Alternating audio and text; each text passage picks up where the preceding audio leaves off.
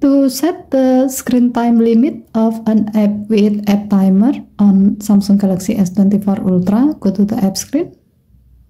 Find the app you like to limit its screen time. As the example, we will try with TikTok. To find the app quickly, you can type the app name on the search bar. Next, long tap TikTok app icon.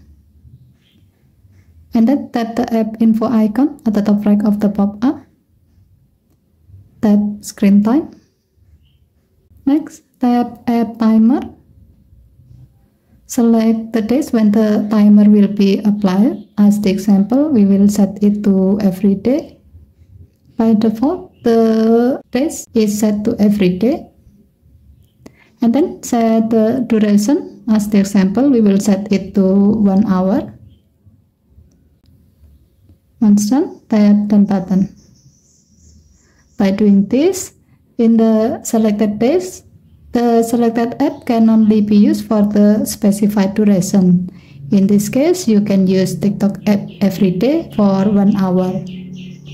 However, when the duration is over, you will be notified and the app icon will be grayed out. So if you like to use the app more, you need to adjust the duration in the app timer. Okay, thank you for watching. Have a nice day.